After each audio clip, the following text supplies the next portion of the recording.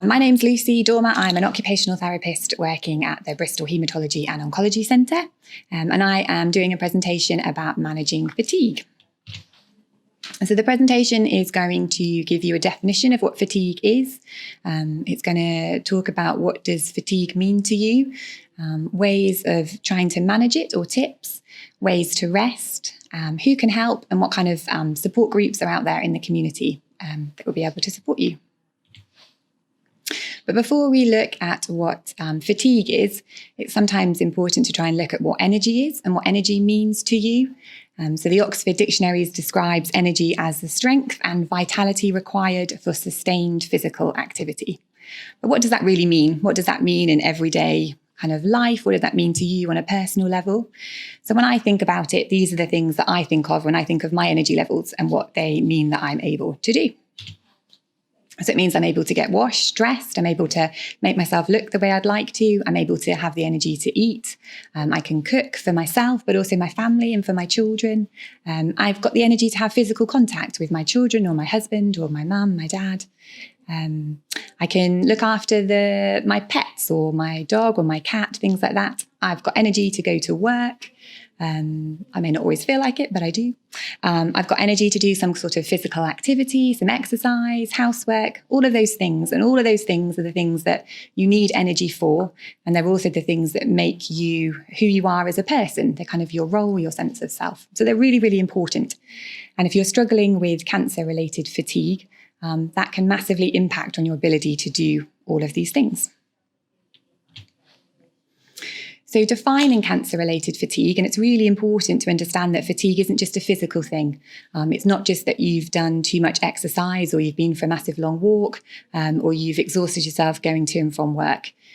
Cognitive issues can also kind of impact on your fatigue levels, so the way that your brain's processing things, the way you're thinking things through. And also psychological aspects can impact onto fatigue. So if you're struggling emotionally or you're feeling more anxious, or you're feeling depressed, then that can all feed into that feeling of being exhausted, feeling fatigued. So it's really important to remember it's not just physical things that will be making you feel this way. So what does feeling fatigued mean in everyday life? It can feel like you're wading through mud uphill, not being able to concentrate, have the conversations that you need to with the people around you, lack of motivation to be involved in things. There's lots of things going on around you with your family or at work, but you just don't feel like you can get involved in them because of this feeling of fatigue. It can sometimes feel physical, so it can just feel that your arms, your legs feel heavy, and you just can't even bear to sort of lift them, to get out of bed, to get up from the chair. It's just too much. Simple tasks can be really, really challenging when you have cancer-related fatigue. So simple things like getting dressed, showering, washing your hair, doing the ironing, things that you do without thinking normally can really be impacted by this fatigue. It can also affect your mood and the way that you can interact with the people around you. It can make you really short-tempered. It can make you irritable. And that's really difficult for the people around you to understand why you're feeling that way. But also for you yourself, it's really hard because you can't do anything about it. You're not sort of in control of it. So it's really difficult to try and navigate your way through. So facts about cancer-related fatigue. It can occur before diagnosis as a symptom. So it might be the thing that you went to the GP about. It's the thing that you noticed or your family noticed that you didn't have as much energy as you normally would. It can be happening around the time of diagnosis. It can happen during treatment that you might have been on. So it could be a side effect of the treatment that you're on, or just the whole sort of all of the stuff that's happening can just cause that fatigue to happen. But also, unfortunately, it can carry on once treatment has finished and you go into different stages of your cancer diagnosis. It doesn't necessarily stop, unfortunately. So what causes it? Lots of things. It's multifactorial. It's not just one thing. So poor sleep will impact on it and increase if you're feeling fatigued.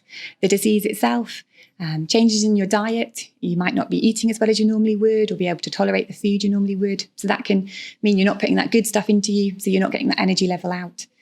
Psychological and spiritual distress. All those things are exhausting to be dealing with constantly in your mind, and that can be really fatiguing. prolonged inactivity. So you might not be, for whatever reason, been able to do very much recently, as much as you normally would. And it's a vicious cycle. So once you stop doing as much, it's harder to get going again. And it just kind of goes round and round.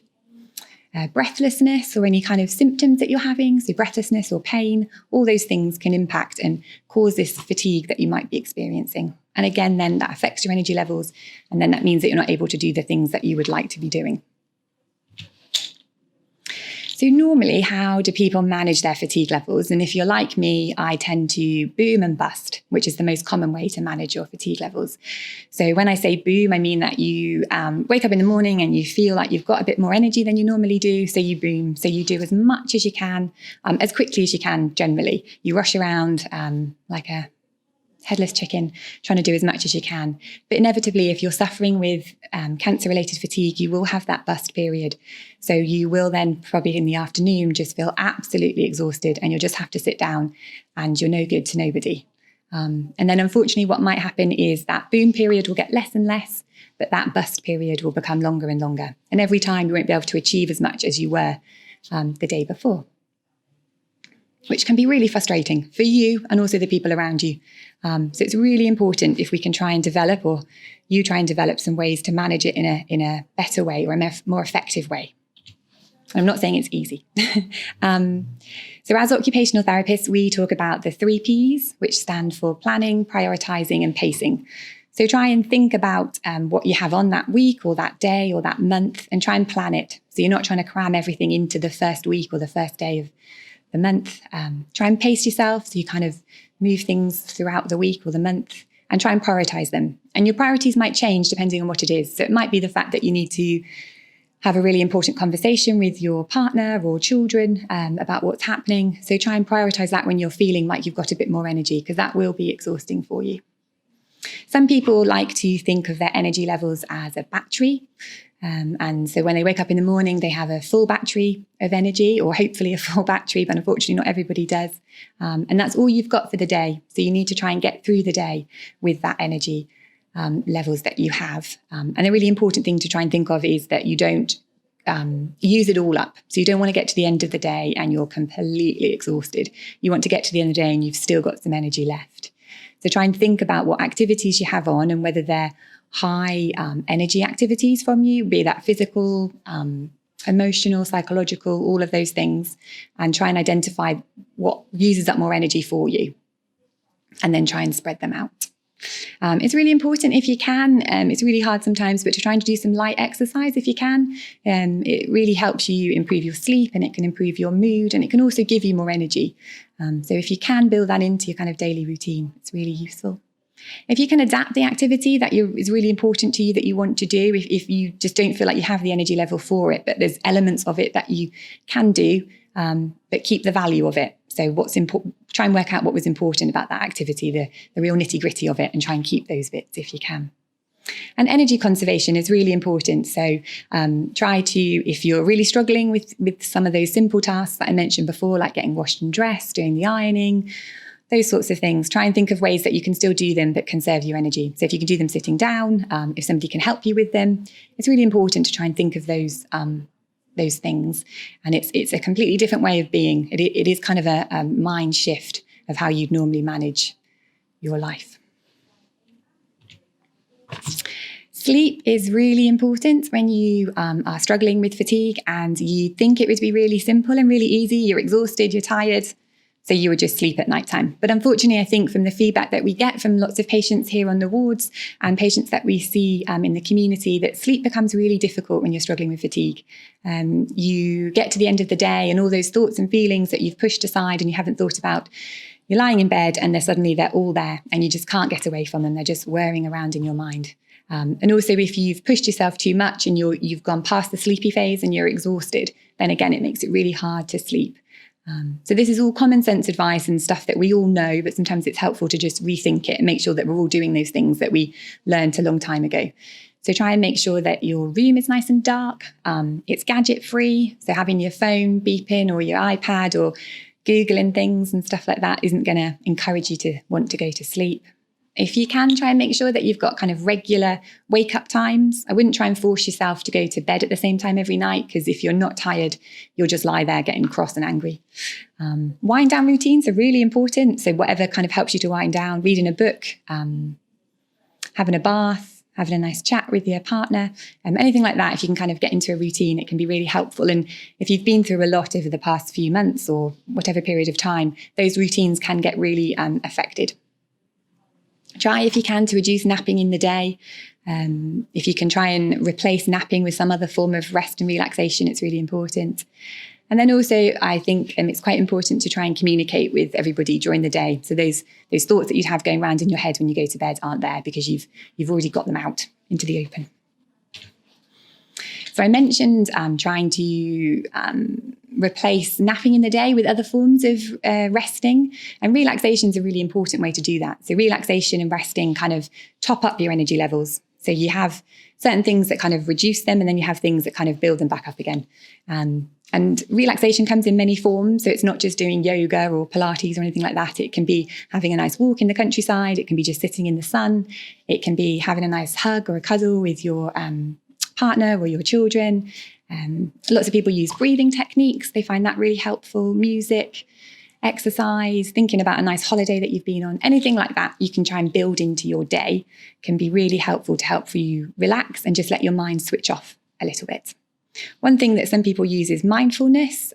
Most people have heard of this now, and it's a really simple concept, and it's something that you can do. Nobody else really needs to know that you're doing it. You don't have to pay for it. You can just do it yourself.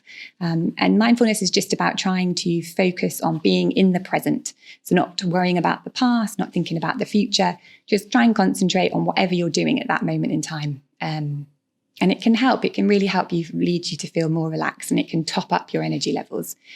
So you can try doing it when you're making a cup of tea the next time. So just try and focus on the kettle, the noise of the steam, the colour, anything like that, to just try and stop your mind wandering off to lots of other things. And you can just gradually build that up into your daily routines. And then next time you get an opportunity, give this a go. So this is a 30-second breathing practice, and it's called dropping an anchor. It's just, if you're feeling a bit, everything's just getting too much, everything's just getting a little bit overwhelming, just say, right, do you know what? I'm just going to take 30 seconds to just not do anything else, but just be as I am and who I am. And if you feel comfortable, you can close your eyes for it. Just concentrate on your breathing. Don't try and do it for any longer, because it will kind of feel more like a chore, but it just really helps. So just close your eyes and just think about your breathing. And and if you can try and build that into, again, your kind of daily routines, it can be really helpful. So who can support? So there's loads of support out there. St. Peter's Hospice obviously is really supportive, and they are running some virtual groups. So that's really good. There's lots of support that you can access through your GP. The Macmillan booklets have some really good, helpful information and activity diaries and things like that. Your clinical nurse specialist is a wealth of knowledge about this sort of stuff. And also Penny Braun offers lots of advice and support. So I think if you take anything from this presentation, it's really important to acknowledge that cancer-related fatigue is impacting your quality of life. And it's really important to acknowledge that your quality of life is really important. And if that's being impacted on, then life isn't going to be that happy. So if it is impacting on you, you need to do something about it, or try and start managing it. Try and start thinking about your energy levels, what's important to you, what activities you want to use your energy for, and start thinking about what zaps your energy and what kind of boosts your energy levels. And then start trying to get to know yourself more. It's a conscious thing. You have to try and you have to actively manage it, which is a different way for people to start being. But try and develop your own strategies, your own way of coping. And it might be different things that you've ever had to do before, but it can be really helpful. And also, if you can involve the people around you, then that really helps. If you need any more advice or support, or if you have any questions from the presentation that you've looked at today, then you can get in contact with myself through the telephone number here for the cancer support workers. They can either get hold of me, or they'll probably be able to answer the questions themselves. So that's for the Bristol Haematology and Oncology Centre, and then the contact details for Western General Hospital as well. Thank you for listening.